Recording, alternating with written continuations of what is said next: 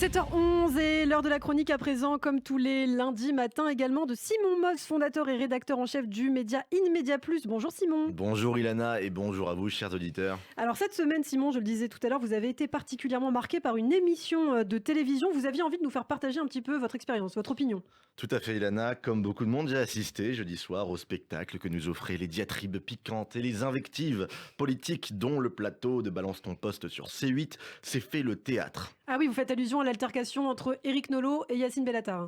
Oui, le fameux clash Nolo-Bellatar. Alors, petit contexte pour ceux qui avaient éteint leur télé, la querelle opposée d'un côté Yacine Bellatar, un clown politique, à mon avis plus politique que clown, adepte des discours victimaires et proche d'associations islamistes. Et de l'autre, monsieur Éric Nolot, chroniqueur politique de renom, qui, en fin d'émission, s'est vu copieusement taxé de fascisme, Bellatar lui reprochant sa proximité avec Éric Zemmour. Difficile de ne pas ressentir l'exaspération d'un homme lâchement calomnié par un professionnel des hilarités insolentes et des sourires narquois. Et naturellement, l'échauffourée, qui en est presque venu aux mains, n'a pas manqué d'incendier les hashtags et d'enflammer les retweets. Donc on le comprend, ce genre de comportement à la télé, ça vous scandalise quoi?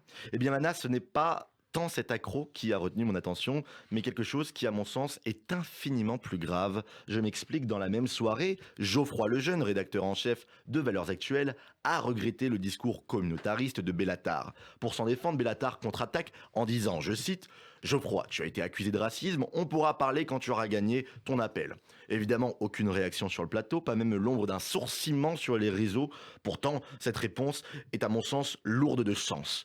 Par cette défense, le pitre Bellatar se fait le chantre d'une gangrène qui contamine et paralyse le débat en France depuis plus de 30 ans. J'ai nommé la judiciarisation de la pensée. On aura beau chercher, on aura beau zapper, le juridique s'est désormais invité à toutes les sphères d'expression et d'échange. Quelle que soit la fréquence radio, la chaîne de télévision ou le réseau social, le juridique encadre, restreint, censure et de fait appauvrit le débat d'idées. Si le juridique séduit tant, c'est qu'il offre tout un arsenal de contraintes toutes plus liberticides les unes que les autres. Poursuite en diffamation, délit d'incitation à la haine, dissolution arbitraire d'associations CSA, autant de nobles dispositifs qui perpétuent une vieille lubie française qui préfère museler le mal que l'affronter à la loyale.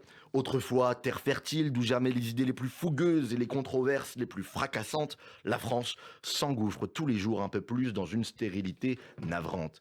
Qui peut imaginer Maupassant déprogrammer des bibliothèques pour misogynie ou encore Descartes poursuivi pour discrimination mathématique? Ce dernier disait « Je pense donc je suis ». Aujourd'hui, il ajouterait sûrement « Je pense donc je poursuis ». De leur liberté, de leur vitalité, il ne reste plus qu'un système immunitaire ascétisé, drogué au vaccin, de la sensibilité et de la sécurité. Comprenez-vous, nous, Français, avons besoin d'être rassurés. Nous préférons laisser la poussière noircir sous le tapis, du moment qu'elle reste cachée, éternellement guidée par la fausse croyance, selon laquelle on ne peut combattre le mal que par la loi, que par la force liberticide de l'État. Oui, mais sans un minimum de contrôle, on tombe dans la haine débridée à l'américaine, c'est la porte ouverte à tout, me dira-t-on.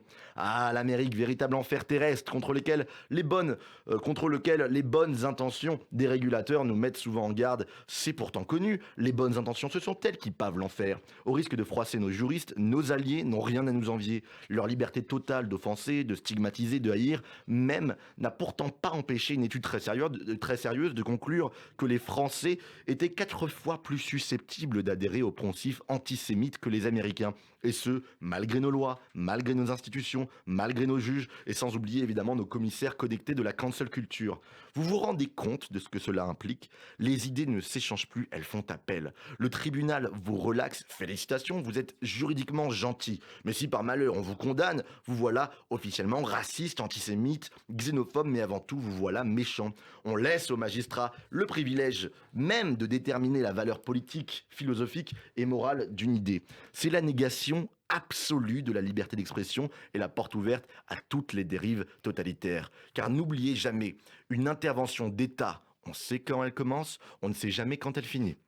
Merci beaucoup Simon Moss, la judiciarisation de la pensée. Vous pouvez bien sûr donner votre avis sur cette chronique. Rendez-vous sur notre site internet radioj.fr et notre page YouTube. Merci beaucoup Simon Moss, on vous retrouve la semaine prochaine sur Radio J.